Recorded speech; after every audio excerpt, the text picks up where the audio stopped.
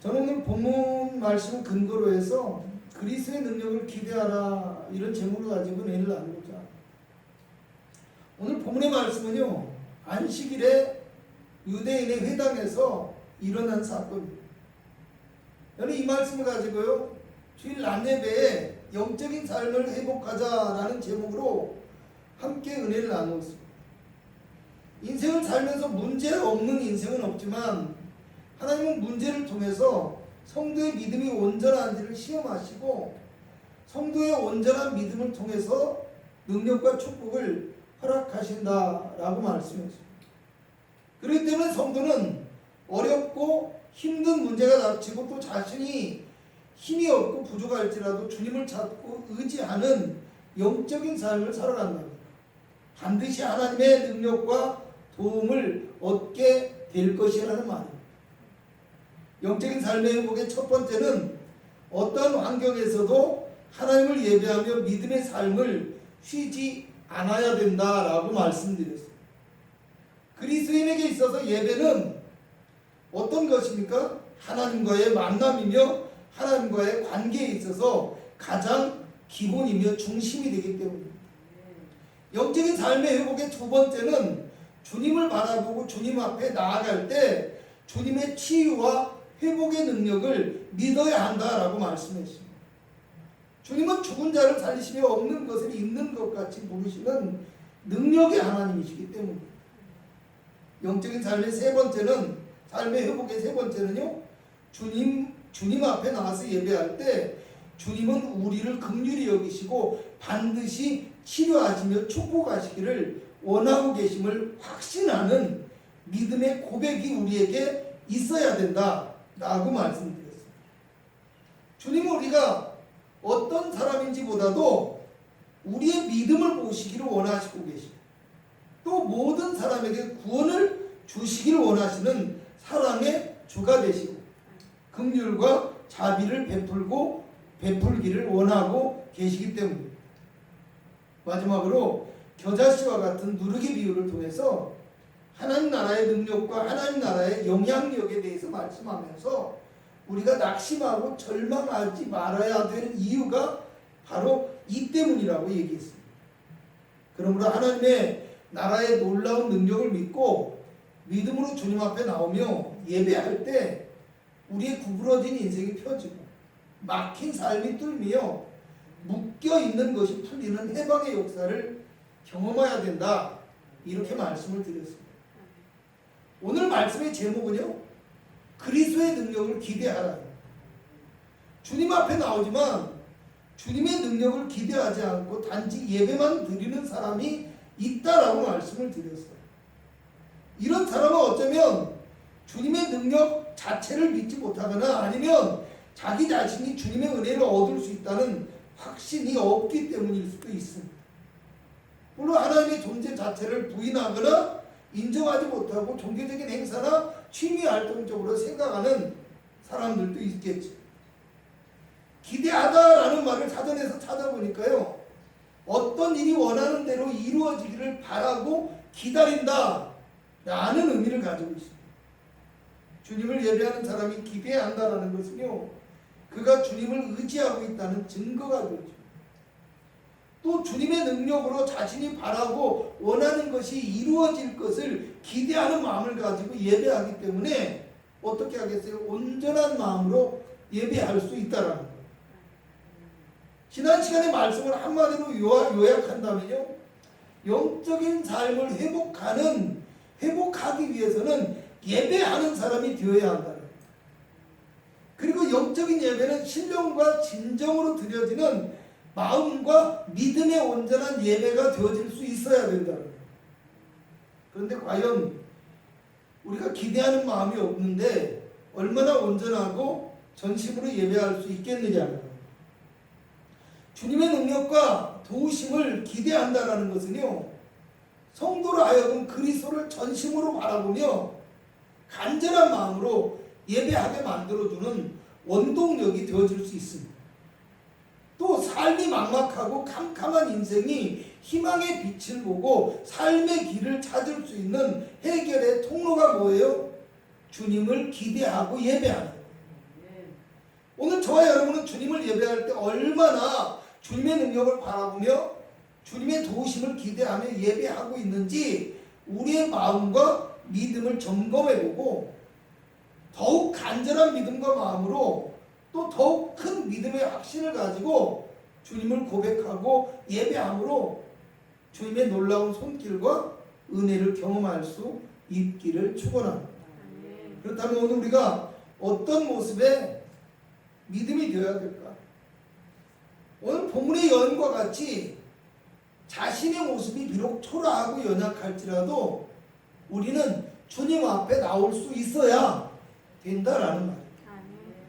오늘 주님이 말씀을 전하시는데 그 자리에 귀신 들려 앓으며 꼬부라져 조금도 펴지 못하는 여인이 있었다고 합니다. 육신의 눈으로 보면 얼마나 초라하고 볼품없고 답답한 모습이었겠습니까? 무려 18배나 알아서 어때요? 더 이상 나을 희망도 없어요. 아무것도 할 수 없고 스스로는 움직이는 것조차도 불편해 보입니다. 가만히 있어도 너무 아파서요. 고통과 신음소리까지 주변에 들리고 있었을 수도 있어요. 그렇다면 사람들의 이 여인을 보는 모습과 시선 과연 따뜻한 것만은 아니었을 거라는 거예요. 불편하고 사람들은 이 여인을 향해서 뭐라고 생각했겠어요? 그냥 집에 있지. 뭐라고 왔어? 왜 가족들만 불편하게 하고 무엇을 기대하고 왔냐고 얘기했을 수도 있고 자리도 좁은데 여기서 이렇게 있으면 어떻게 하냐 막 불평하고 비난하는 사람도 있었을 수 있어요. 여러분 이 여인은 어디 가나 어쩌면요 환대받지 못하고 사람들의 불편해함, 따가운 눈총 이런 걸로 굉장히 힘들고 외롭고 고통스러워하고 그렇게 살아갔을 수 있다라는 늘 마음속에 사람들에 대한 어떤 분노, 서운함, 오해, 공격적인 마음 누군가를 보고 기대하기보다는 세상을 향해서 벽을 쌓고 오히려 대인 기피증을 가지고 사람들을 만나지 않으려고 하고 숨고 이런 모습과 생각으로 살아갔을 수 있다는 거예요. 여러분 그런데 그렇게 온갖 부정적인 생각과 감정으로 가득 차 있던 사람 그렇게 18년 동안을 살아가던 사람이 어느 날 이웃교회에 부흥회가 열린다. 주변에 잔치가 벌어졌다. 과연 그 사람이 그 자리에 쉽게 따라 나올 수 있겠느냐라는 거예요. 그런데 이 여인은요, 오늘 그 사람들의 따가운 시선, 불편함, 자기 마음의 어떤 뭡니까 부정적인 생각 이런 것들이 가득함에도 불구하고 주님 앞에 나와서 회당 가운데서 주님의 말씀을 듣고 있다. 왜 그렇습니까? 기대하는 마음이 그 여인의 마음속에 있었기 때문에 주님의 능력을 기대하고요. 주님의 기적을 기대하고요. 그리고 주님이 전파하시는 천국과 구원에 대한 것들을 기대함으로 사모하기 때문에 너무도 어렵고 힘든 걸음을 옮겨서 회당에 나와서 주님의 말씀을 듣고 있다. 이런 말이에요. 할렐루야. 아멘.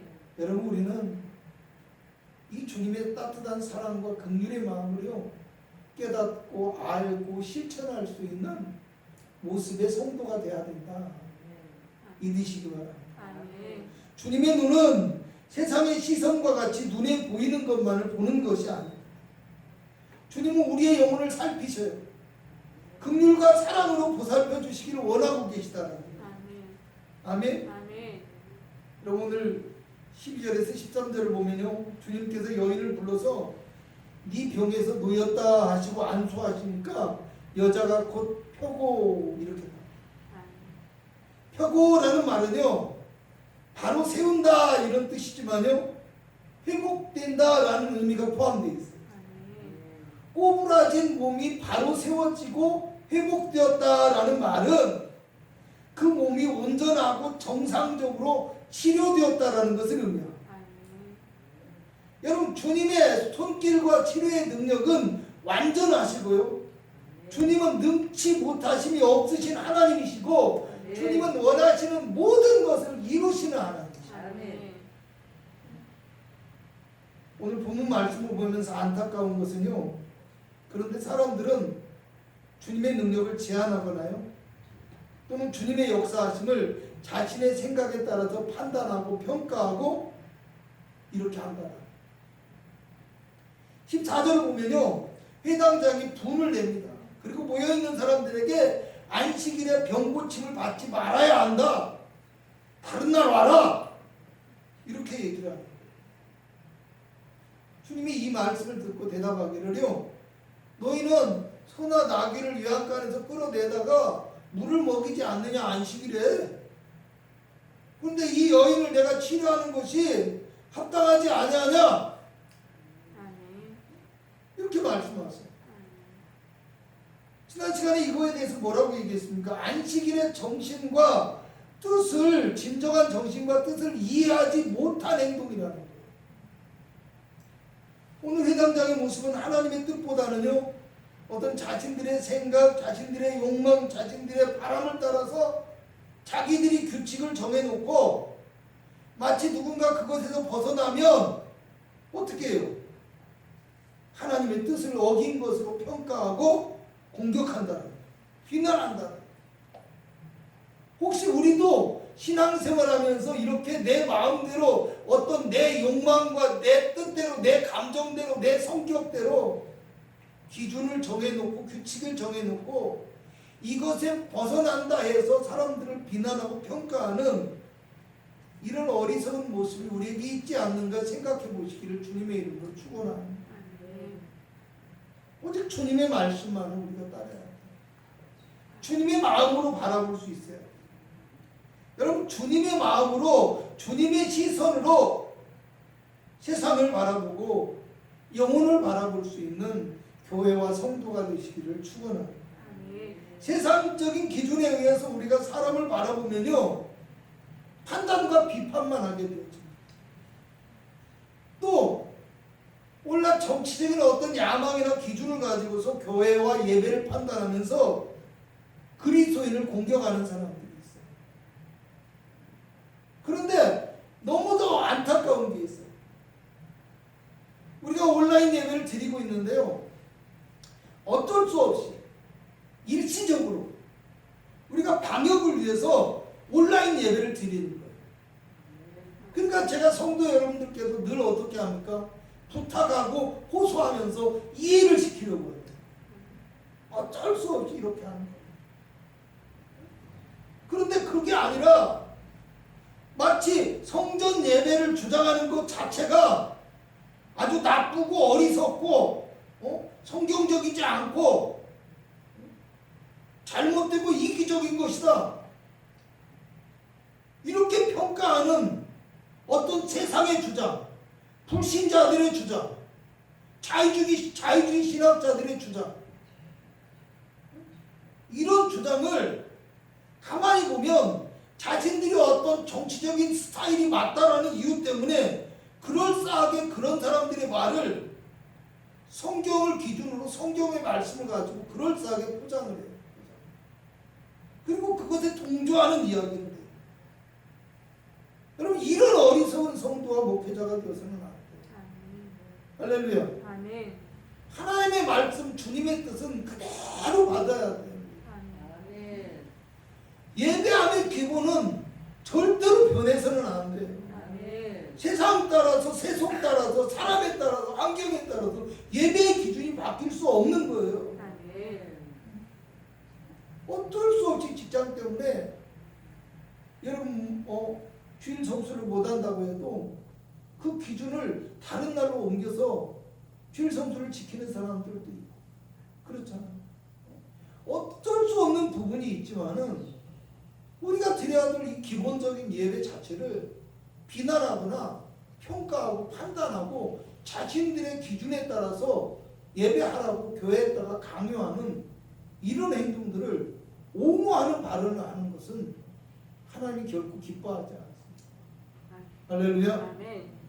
또 내가 판단하고 내가 평가하는 어떤 기준만 가지고서 어쩔 수 없이 교회에 나오지 못하는 사람들을 마구 판단하거나 비난하는 것도 옳은 모습은 아닙니다. 어찌됐든 우리는요, 세상 사람이 어떻게 하든지, 믿음의 부정적인 사람들이 어떻게 하든지, 그럼에도 불구하고 뭐라고요? 그렇죠. 그럼에도 불구하고 오늘 진실한 믿음의 사람들은 주님을 따르고자 하는 믿음과 마음을 가져야 되고요, 또 주님의 시선으로 세상을 바라보고 영혼을 바라볼 줄 아는 긍휼과 사랑의 마음이 우리에게도 있어야 된다. 기억하십니다. 또 오늘 13절은요, 여자가 곧 펴고 하나님께 영광을 돌리는지라 이렇게 말씀을 했는데요, 영광을 돌렸다 이 말의 뜻은요, 한 번의 어떤 외침이 아니에요. 계속해서 지속되어지는 행동을 이야기합니다. 여러분, 우리가 18회 동안이나 병으로 고생한 사람, 희망이 없이 고통만 남아있던 사람이 회복되었거든요. 어떻게 보면 이 여인뿐만 아니라 모든 사람들이 함께 하나님께 영광을 돌리고 기뻐하고 일해야 되는 순간인데도 불구하고요, 한 번이 아니라 그 순간마저도 어떤 사람들은 그것을 반대하고 비난하고 공격하고 있었다라. 우리의 인생을, 소중한 인생을요, 우리의 소중한 신앙과 믿음의 고백을 드려야 될 시간에 혹시 우리는 이렇게 비판하고 판단하고 공격하는데 우리의 시간을 들이면서 선한 하나님의 역사 가운데서도 내 마음에 들지 않는다는 이유로 비난하고 평가하는 어리석은 모습은 없는지 생각해 보시기를 주님의 이름으로 부탁을 드리겠습니다. 여러분, 오늘 16절에 보면요, 합당치 아니하냐 이렇게 말했는데요, 이 말의 의미는요, 어떤 것을 선택하거나 아니면 시간과 공간을 바꿀 수 있는 문제가 아니라는 거예요. 지금 당장 지금 여기에서 반드시 해야 한다, 나는 당위성을 강조하는 말이라는 거예요. 안식일이 아닌 다른 날, 회당이 아닌 다른 곳, 이게 아니에요. 안식일에 회당에서 드려지는 여인의 예배와 안식일에 회당에서 드려지는 이 여인의 예배를 받으시고 응답하시며 능력을 행하시고 치유하시고 기적을 베풀어 주시는 주님의 역사가 반드시 미루지 않고 이 자리에서 지금 이 순간 이루어져야 된다는 거예요. 우리 예배도 마찬가지예요. 우리의 예배와 함께 주님의 능력을 기대하는 우리의 믿음의 고백이 어떤 특별한 환경이 있다고 해서 멈추거나 중단되어지거나 미루지 않고 지금 이 순간 드려져야 되고 이루어져야 되며 지속되어야 되는 이유라는 거예요. 결론적으로 말씀드리겠습니다. 오늘 본문의 말씀을 보면 무리 중에 하나는 반대자예요.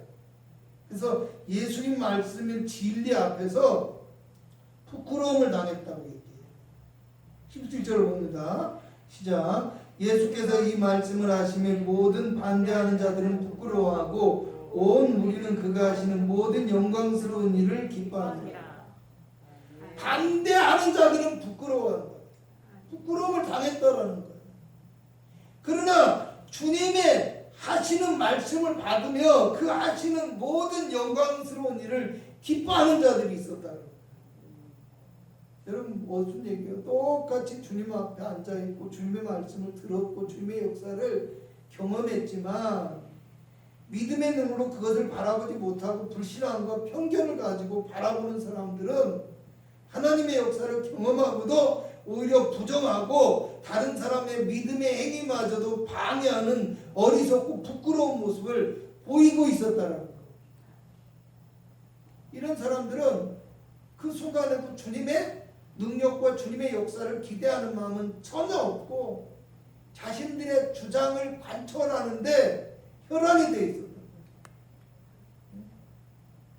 오늘 하나님의 역사를 경험했다고 하면서 거룩한 예배를 부정하고 있는 사람이 있지 않는가 우리가 생각해 봐야 돼. 성도의 믿음을 세상적인 기준으로 판단하면서 무조건적으로 공격하고 있지는 않는가 생각해 봐야 돼. 물론 성도가 세상 속에서 은혜롭지 못하거나 너무 자기 주장만 하는 것도 옳지는 못합니다. 그래서 몇몇 부정적이거나 또 사회에 부정적인 행동을 하고 영향을 미친 사람들은 반성해야 되는 것도 있습니다. 하지만 과연 우리가 거룩한 예배를 함부로 판단하고 성도의 믿음을 함부로 평가할 자격이 있는지는 스스로가 생각해 봐요. 여러분, 오늘 우리는요 언제 어느 때나 어떤 환경 속에서나 주님의 능력을 기대하고 예배할 수 있는 성도가 되어야 됩니다. 주님의 말씀을 믿음으로 받고 그 말씀을 기대하고 믿음으로 오늘 우리의 삶 가운데서 주님이 인정하시고 주님이 우리의 믿음을 통해서 주님의 영광스러운 역사를 이루시고 경험하도록 만들어주는 복된 역사의 성도가 되기를 주님의 이름으로 부탁을 드리겠습니다.